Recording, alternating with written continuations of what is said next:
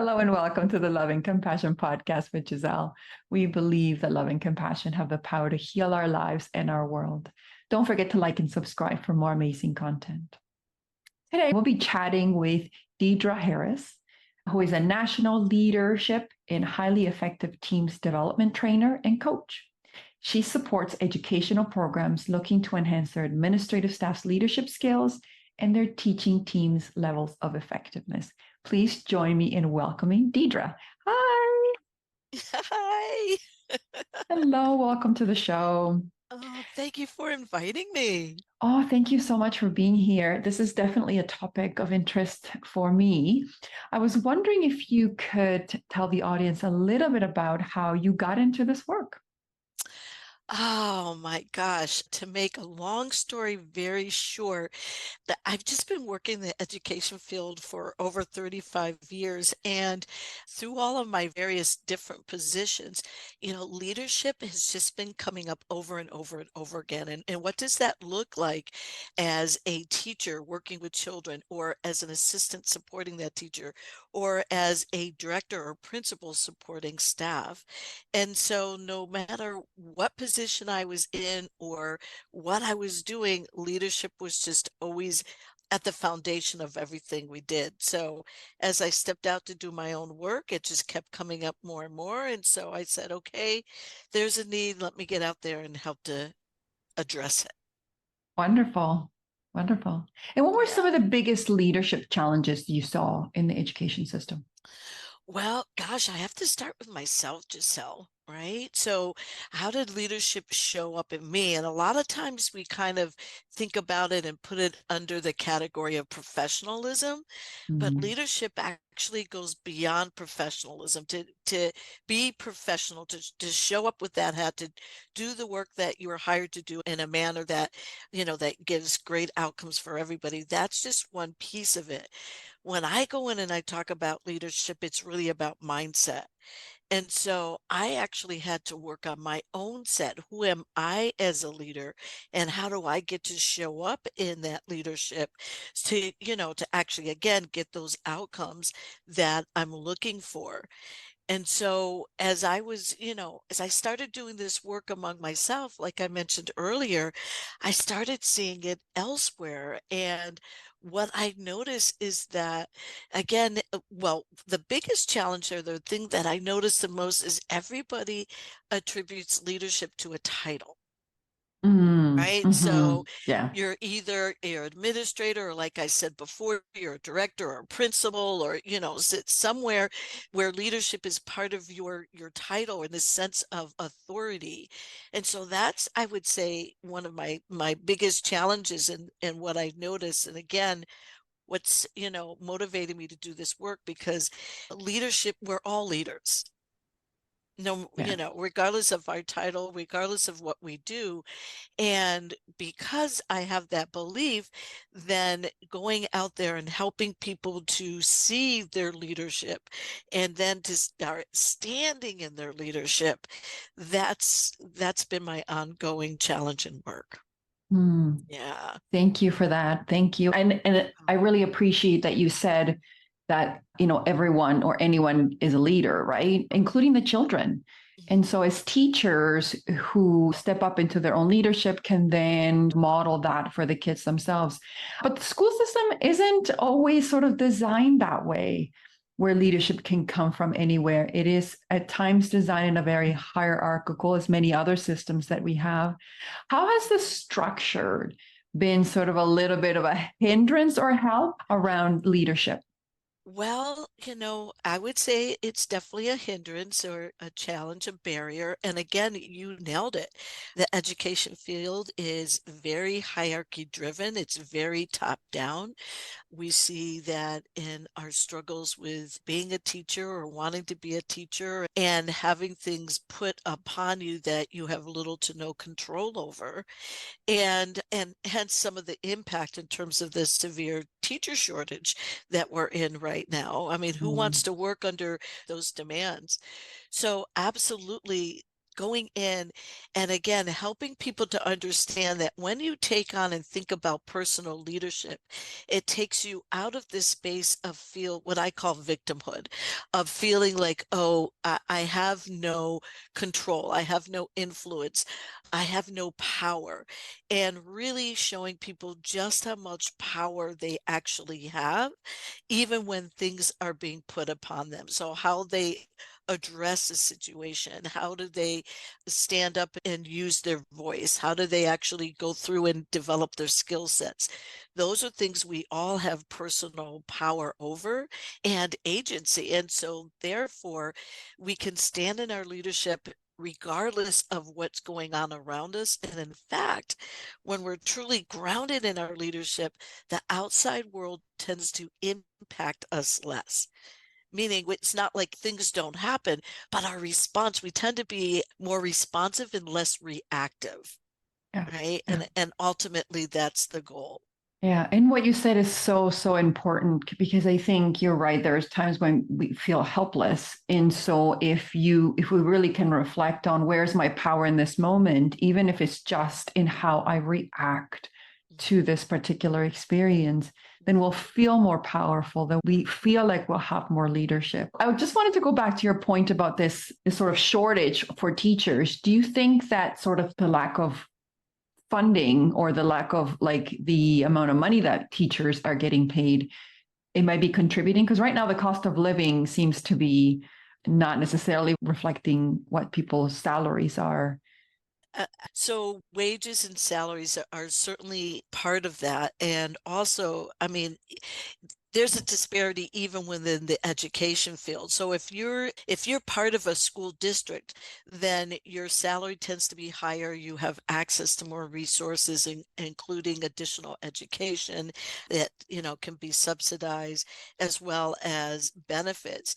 But if you're in early childhood, which is where I spend a lot of my time, where we're working with teachers who are with infants, toddlers, and preschoolers, many of them are in community schools and don't have the same system set up. So their wages, their benefits, their resources are even less.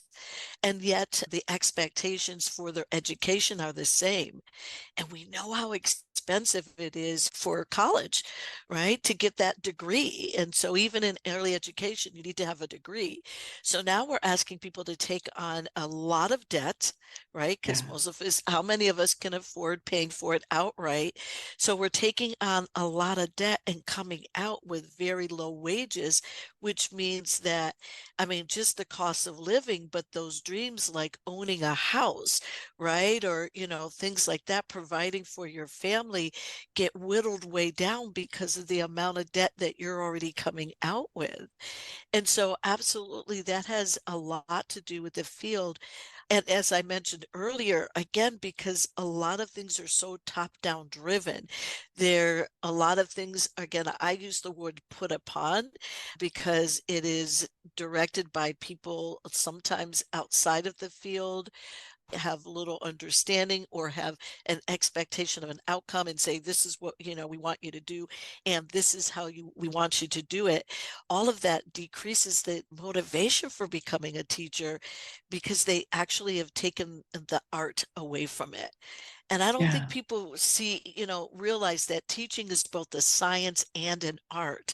Mm. And so we can go in and deliver a curriculum, and the curriculum is the science part, but how we do it, when we do it, to what degree we do it, what strategies are we doing when, that's the art piece. And many times things are so structured that the art goes away. It's no longer fun, Yeah. Yeah, right? So I now, completely right? agree. Absolutely. Sometimes I think to myself, we kind of live in a topsy-turvy world, right? Like, think about the people that make millions of dollars for, not that we should take anything away from people that play football and movie stars. Wonderful. You're allowed your abundance, but important roles such as teaching and nursing, they're paid such a base level and it just doesn't work.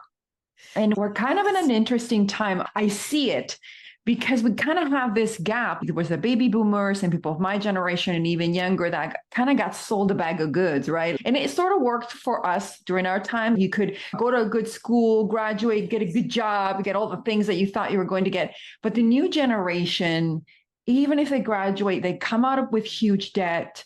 They don't have jobs that are going to pay them because some of these companies now are just wanting to not pay benefits, not just give what people deserve. Mm-hmm. And so then you see this new generation that is like, I'm out.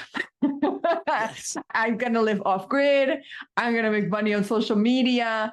I'm just not going to do those things. And so something's going to have to change, right? Like, I think we're going to have to prioritize these sorts of positions and go back to the art and go back to the acknowledging the value that is being offered by these positions.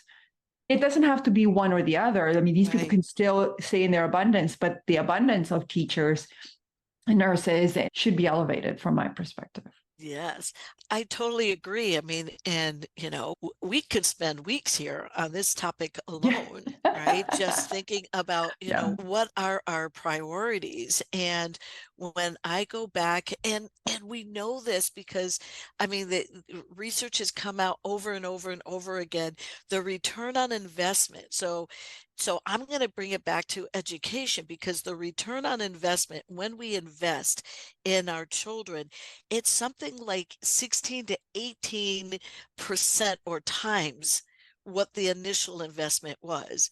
So if we were to say to someone, hey, if you invest, so much, $100 and you're going to get a 16 to 18% return, everyone would flock to that. Right. Everyone would be buying shares in that company. So it's really interesting how we look at it, the investment in that way, yet we don't see the same type of investment in our children. And yet look at our world today, right? I mean, yes, there's great things happening. And yes, there are things happening that we've never seen before in our lifetime. And to go back to what you were saying, Gissele, this generation is the first generation that has done not as well as their parents' generation.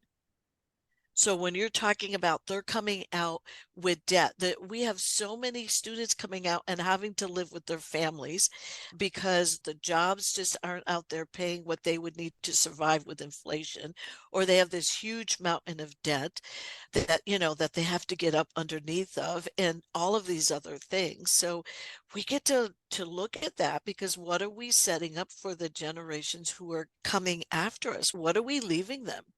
Yeah, and I totally agree with that. But I have to reflect, and I do believe that we've accepted certain things over time. Like one of the things I would hear often again and again is that people believe that like doing good, you don't have to accept that much pay, right? It should be free or it should be low. So I feel like there's an element where we've done this to ourselves. And I feel like now it's the time that we're like, no more. Because that really allows you to then do more of that important work. There doesn't have to be a trade-off between you doing good and allowing your abundance to come into you. But I feel like we have, because that was the one thing that I always heard, like people that are doing good and helping people, oh, it can't cost that much. It has to be free. And it's like, okay, so this is why we're in the situation we're in. But like you said, we have power. We just have to say, well, we're not willing to take this low pay anymore. It's done. So either pay us what we're worth, or you're going to have systems shut down because they're not going to have anyone to do the job. What are your thoughts? So Gissele, you take us right into the leadership mindset. And that's why I've started doing that work for just that reason, is because you even said it, not that I want to move into blaming or shaming, and yet we do get to own that when whoever we are in the helping field, whether it's coaching in whatever area or education or health, whatever that field is, it's this idea of our money mindset.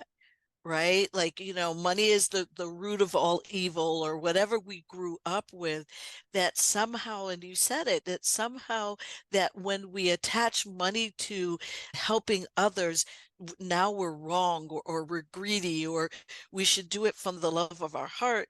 And basically what we're being asked to do is to subsidize other people's well-being. Yeah. And I think we have to Yeah. really understand that really we're being asked to subsidize, somebody else's health, or somebody else's fitness, or somebody else's, whatever that is. And so, like you said, when we step into that leadership mindset and say, this is who I am, and this is how I want to show up in the world, as soon as we fully own that, then the money doesn't quite become an issue, or we start moving out of that and we start charging what we're worth. Yeah. And so that right there is just really huge. And again, as I bring it back to the education field, not that you're going to go out and demand a salary increase, but as you show up and we start advocating for ourselves and say, look, this is what we're talking about. Here's your return on the investment. It far outweigh what you're paying me. We get to start equalizing or leveling things up. Yeah. Yeah. I'm going to disagree, Deidre. I do think that people Okay. should go out and ask for an increase. The cost of living is so far above. Somebody did the numbers. I think it was on TikTok. People are now spending almost like 75% on their salary on living, which doesn't leave a lot to save. Whereas, like many moons ago, it's only about half. And so people were able to save for a house, were able to do all of these things. But let's talk about worth. And I think that's the thing. Historically, we have not really valued our worth. I heard these two people talking about how they expect people to work 9 to 5, but they said, come in for an 8 o'clock meeting. Yeah. And the person said, no, sorry, I've got this going on. I can't make it. And it was a huge deal. And they were criticizing them and ostracizing them for doing stuff outside of work hours. And I think for many, many years, we accepted that. We thought it made us valuable and that somehow there'll be a return on investment. And it has not. All it's done is, oh, look, we get a praise. And just praise is just not going to cut it anymore, which is why I think this younger generation is keep your praise. Yep. I'm going to keep my money, or I'm going to keep my time. Right. And so I do think it's the time now to truly say, okay, what am I worth? And this is what I desire in terms of income. What are your thoughts? And I agree with that. So let me just go back and clarify, because I'm not saying don't go out and advocate for yourself. And financially is just one way to do it. When you're talking about stepping into your self-worth, and again, the key is to own it. Yeah. So when you're in your leadership, right, and you're owning your worth, that's when the advocacy really happens. And here's what often happens is people will say, I want you to do for me what I won't even do for myself. Fair enough. Yeah. Right. Yeah. So when we're grounded, when we're in our leadership and we're presenting ourselves as leaders, then that's what I mean by the advocacy comes. And absolutely, we still get to have those discussions and fight for equal pay by all means. And not just as a group, but individuals, because not every person is equal, right? Yeah. And what value we have is going to be different based on the work that we're doing and who we're doing that work with. So we get to be really clear about our value, and many of us aren't. So it's really hard to go out and say, I think I should have more money, and not be able to answer the question of, well, what do you bring into the table? And that's where many of us are, as opposed to, coming in and say, wow, when I come in, I'm able to do this, this, this, this, and this. And the benefits of this is this, this, this, this, and this. Now we have something to talk about and negotiate and discuss with. That's us being in our leadership. I understand. Yeah. Yeah. Yeah. Yeah. Thank you for that. And speaking of different values, let's talk about compassion in the education system and the challenges that may present themselves in terms of managing behavior problems, and then where leadership would fit in those circumstances. Yeah. This is me sighing, Gissele, because, I'm a little speechless. And the reason for that is because you would think of all fields, or at least, like you said, one of the helping fields that compassion would be embedded. And I have to say it's not. Now, there's going to be, listeners out there that are going to disagree with me. You're probably going to get a flood. What is she talking about? That's Where okay. I work, there's, compassion. But I just mean, generally speaking, that again, if we're talking about, say, teachers with children, it's not that teachers don't have compassion for children, but they're fried. They're burnt Yeah. out because of the workload and what they're asked to do. Now you take workload and then you bring in children who have lots of challenges in a lot of different areas, whether it's just, learning disabilities that they have, and so it puts additional workload on the teacher to figure out how to support them, especially if they're not able to receive services around that. You have children coming in who definitely are coming from circumstances that are traumatic or neglectful, so now you have a lot of mental health that teachers are having to deal with and trying to support children in order for them to learn. And then in addition to that, now you have teachers being attacked both verbally and physically, Yeah. by very young children all the way through, into our high schools and our colleges. So much to the point where we're talking about, teachers carrying guns in school in order to protect themselves or be in a Wow. position to protect children if somebody comes in. Wow. So when you're thinking about all of these pressures Mhm. that are there, it's really hard to be compassionate.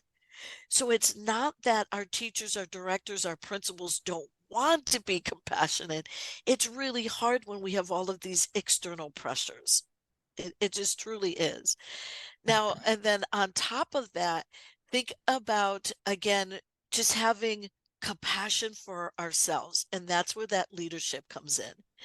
So I always talk a lot about practicing grace. Yeah. Oh, So the practicing grace is for ourselves, right? And that gets to be embedded as part of our leadership.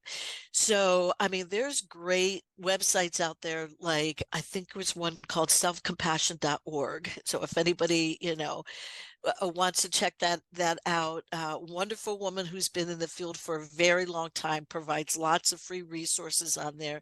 I tell everybody about it all the time because it's something that we do get to practice. It's a muscle. Having grace for oneself is a muscle that we get to build and we get to pour into to keep that muscle strong, because we are typically our own worst enemies.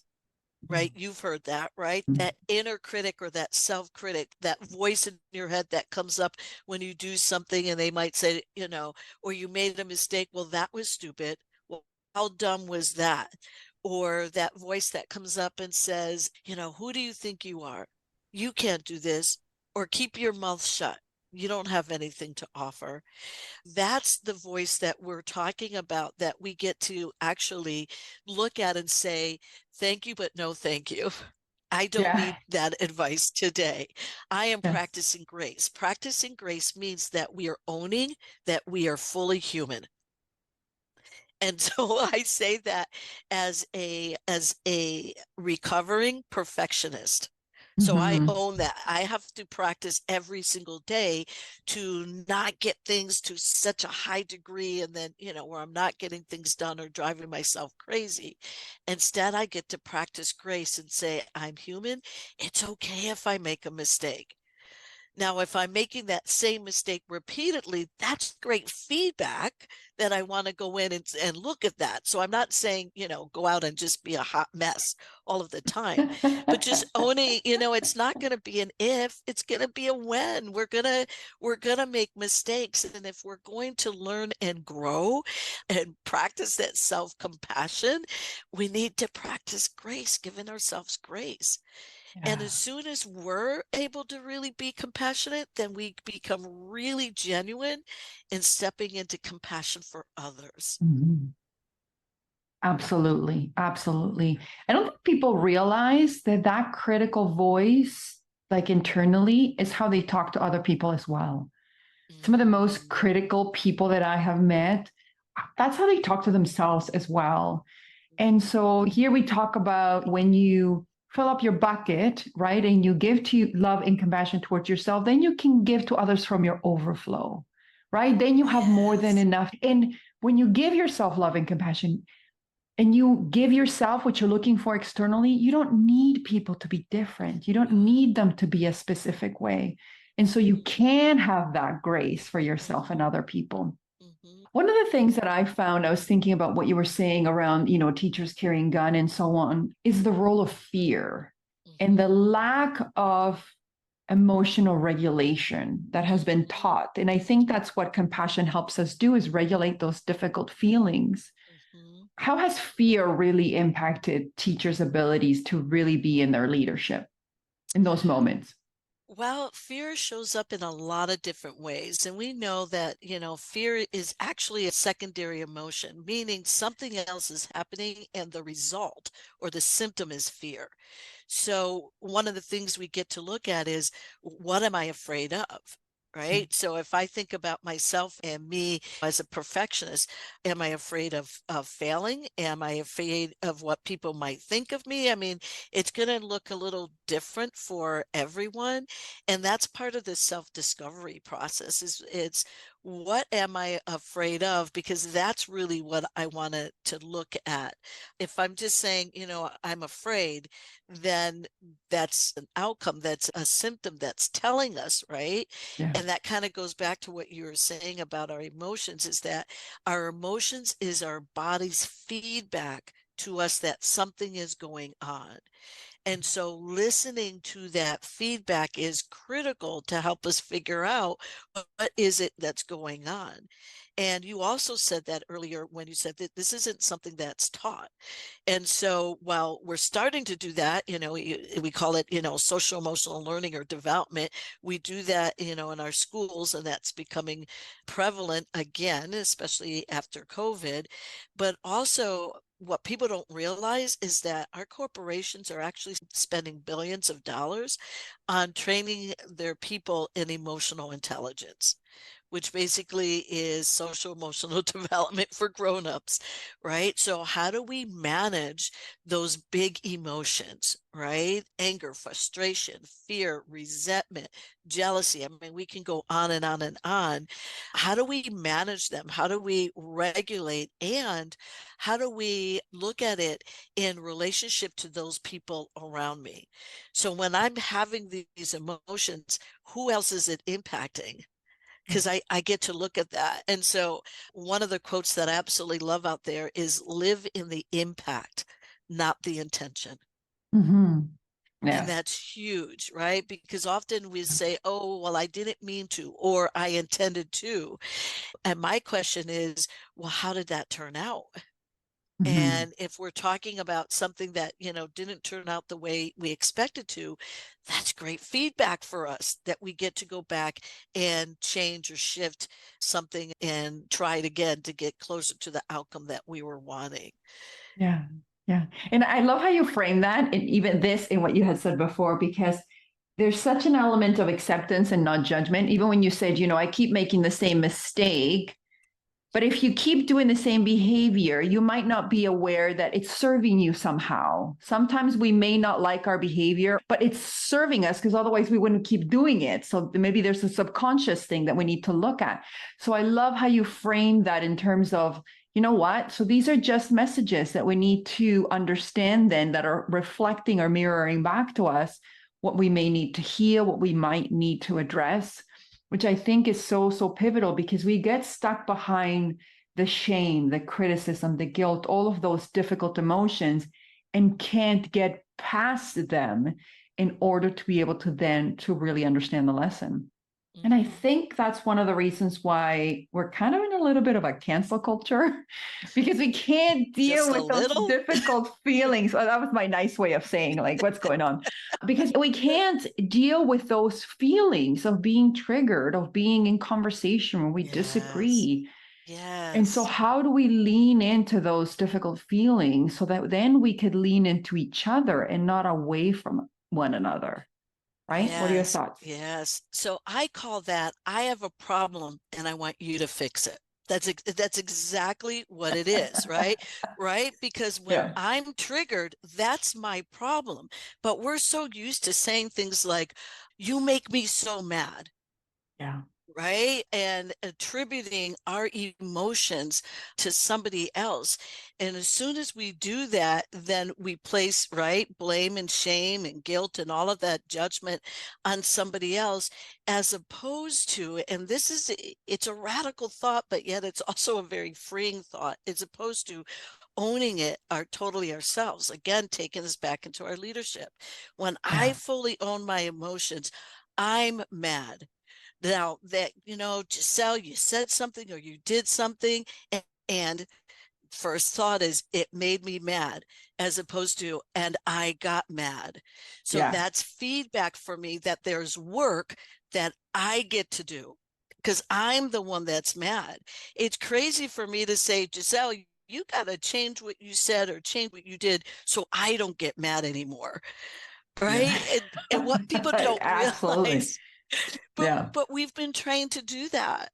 And what Yeah. people don't realize is that as soon as you do that, you actually give all your power away to somebody, because Correct. now they have the power to do this and make you do this, or do this and make you do this. And as soon as you see that and realize, that's where the freeing part comes in, because now, okay, if I'm fully owning my emotions, my feelings, my triggers, then I now have the ability to change and shift it.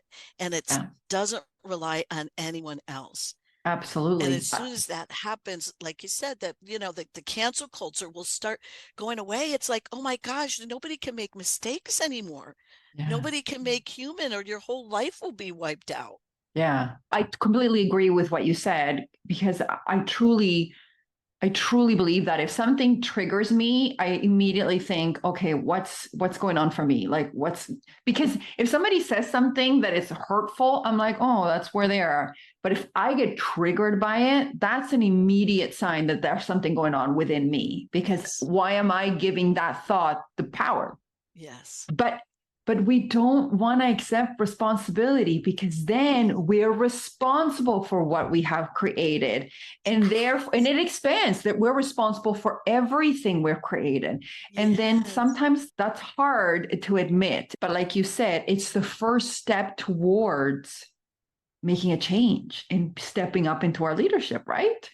Yes. And you're absolutely right about that. And that is part of that is really scary, because like you said, as soon as I realize, okay, I'm being triggered, there's something going on, I get to do some work around that. So I always advocate for network, right? Develop your network, develop your inner circle, so that there are people around to help support you, so that you can see and kind of process through this in whatever way, shape, or form that looks like.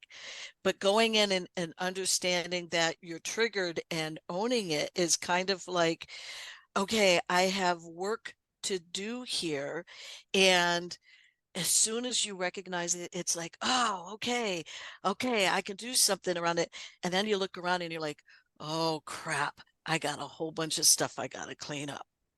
That's where the work begins. It's like, now I got to go in and clean up. Right. So if I haven't set boundaries, right, really good boundaries, because you talked about that a little bit earlier, and now I have all of these appointments and I'm overwhelmed. Okay, to stay in integrity, I'm going to follow through. And that's me cleaning up. And how can I make sure that I don't continue to do that for myself? But meanwhile, I've got to clean that up, right? And Yeah. that's where the All the hard stuff work is. that we got in the shed that we don't want to see, or in the basement that you're like, I'm going to check that out later.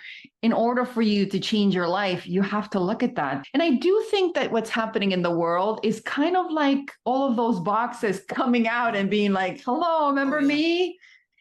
Oh yeah. But they're Oh coming up to yeah. be healed, right? They're coming up to be Yes. seen and then Yes. reknown. Yes. So it's a good thing. But like you said, Yes. it's a scary thing It because then is. nobody else is at fault, right? Then we can't say, Right. hey, it's their fault. And Right. that Right. causes us shame and guilt and all these difficult emotions, which we, of course, are, you know, managing with compassion. Let's talk about the importance of boundaries in terms of having more compassion for oneself. How does having boundaries really reinforce that love for ourselves? Yes. And, Brene Brown, who many of us know and love, does a lot of work in this area. So you can check out some of her resources around it. But when we're talking about true self-compassion, it goes hand in hand with boundaries. You can't be self-compassionate and have no boundaries Yeah, because basically what you're doing is you're literally giving all of yourself away, right? Well, if you're yeah, giving all yourself away, where's the self in that? And this is hard for many, many of us, and myself included. And it's going to always be ongoing work. So when we talk about boundaries, and again, and having that self-compassion, you said it earlier, we want to give from our overflow. Right. So whether you think of it as a bucket or whether you think of it as a well, or however you think about it, you want to pour into yourself so much that, like you said, you're giving from your overflow, not the bucket itself. The bucket is you. yeah. And so it goes back to what they always keep telling us on the plane. And there's a really, really important reason they tell Yeah, us on the plane yeah, is you, right? If you're sitting with somebody, that you need to help, you give the oxygen mask first, because if you don't, you're going to end up passing out and both of you or all of you are dead. yeah, And we don't think about that in our day-to-day lives, and we keep pulling from our internal wells, right, or our internal bucket, and we wonder why we're overwhelmed or burned yeah, out and fried. So when we're self-compassionate, self-compassion is really about saying no, right? And it's not no to everybody and no to everything, but it's being discerning. So let's set up some criteria. And if you're not comfortable with saying no, then I suggest setting up criteria for what you're going to say yes to. Because some of us aren't quite in that yeah, place where we can, oh, I don't like to say no. We don't feel good. It just means we get to do work yeah. there. And in the meantime, let's work on criteria for saying yes. What does yes feel like for you? And let's be really clear so that when things come in, you take it through this framework of your yes. Yeah, I Yes, I love can do that. that. I actually have a reframe. What I say sometimes when I say it, I say mentally, it's a no to you is a yes to myself. Yes. Because I'm like, okay, so I'm Yes. saying no to you because I can't, it's either not aligning with my values or I'm trying to scrape things for me, never mind giving it to you. And so a no Yes. to you is a yes for me. But for those of you who might not be comfortable with that, I like the thinking about what are the things that I can say yes to? What are the things that really align with my highest joy and my values and everything Yes. else that I want to do? Yes. Yeah. Yes. Yeah. Yes. And again, just thinking about that, right? It's kind of like this idea of, who do I want to be? And let's face it, when you're showing up because you said yes when you really wanted to say no, that's where the resentment comes in. In fact, Yeah. that's one of the characteristics that there's a boundary crossing, whether somebody crossed it or you gave that boundary away or you weren't consistent in it, is when you're feeling resentful. That's typically means, oh, boundary issue here. So, just a thought out there for your listeners. But you're going to show up all crankified or resentful. So, is that who you want to be when you show up and you're around people and you're precious? Again, it goes back to self-worth. You're just so absolutely precious. And because you are so precious, you get to, again, be really discerning who you get to share yourself with. Yeah. Yeah. Thank you for saying that. That was so good. I was thinking about I'm in my general life, I'm very good at saying no when I don't mean no, except for my kids. But you're right. When I say yes and I mean no, I do it in a resentful manner. Like I'll say yes, but I'm like, I'll huff and puff and I'm like, okay, this is not how I wanted to do this. So that's one of the areas that I'm working on is really saying no with my kids, right? Because I just Yes. have this desire to give them everything and I just love Oh, them so much. But at the same yes. time, I'm not teaching them to honor their boundaries when I Yes. don't honor my boundaries. Yes. And And so, I say that all the go time. ahead. Yeah, no, I'm just agreeing with you, right? Just from raising my own kids. It's like, what do we want from them? And just remember, we're modeling 24/7. Yeah. So if we're not, honoring our boundaries and sharing with them and saying, no, I can't do this, and this is why, right? To help our children understand the why, because I just have a really hard week this week and I just don't have the energy. And if I go, I'm just going to be really cranky and nasty. And that's not how Yeah. I want to be with you. I want to go and just really enjoy myself. Can we make a rain check? Mhm. I'm Yeah. just making stuff Yeah. up about, No, no, what this is, people need to challenges write are. this down. But what's the That was great great. thing about a podcast, right? It's recorded. You can go back Yeah, and exactly. You listen can go to back it. and listen to it. Yeah, Yes. absolutely. Yes. But Absolutely. but add the why there so that we're helping our children to understand why we do what we're doing so that as they grow up and learn, they can start using again that same level of discernment and decision making and thought process for themselves. Agreed. Agreed. And for me, I think it goes back to being socialized to think what makes a good mother. Being a good mother is an important thing for me, like making sure that my kids are happy, healthy, provided for. It's one of my dreams, I guess, that my kids are well, that they're supported, that they feel loved, that they feel accepted, that they feel like they belong, that they have a safe space, and that they have what they need. But I've had some misconceptions as to what that means. It doesn't mean I deplete myself to give to them. It means that I, again, give from their overflow and show them how to fill their own cups, right? But I've had to Yes. unlearn that. I've had to Yes. unlearn that and realize that they weren't the problem. It was me. Like in the words of Yes. Taylor Swift, I'm the problem, it's me, but in a compassionate Yes. way, obviously. Yes. Yeah. Well, and you're talking about feedback, right? When you're talking about that compassionate, it's not blame or shame. Yeah. It's, oh, this is feedback for me. So Yeah. it gives me the opportunity to shift and change how I show up in the future. That's self-compassion. Yeah. Yeah, agreed. Agreed. Yeah. So we're coming up to the end. I have two more questions Okay. for you. The first one Okay. is, what is your definition of unconditional love? I'm just going to pick up right on self-compassion. When we're truly grounded in it, then our love for ourselves and then for others becomes unconditional. So I'm going to Beautiful. pair those two together. Beautiful. Where can people find you? Where can they come work with you? Where can they just reach out to you? So just let people know where they can find your Sure. stuff. So they can find me up on my website, which is teamagreements.com. Literally, Okay. you spell it how it says, teamagreements.com. Or if you want to reach out to me by email, it would be Deidre, Deidre, dot Harris, Harris, at teamagreements.com. Nice. And Beautiful. I'd love to hear from your listeners. Oh, yeah, definitely. Thank you so much for this amazing conversation. I mean, we could speak for weeks. Thank We you so much could. for sharing your wisdom. And I hope people do reach out to you and join us once again for another episode of the Loving Compassion Podcast with Gissele. Thank you.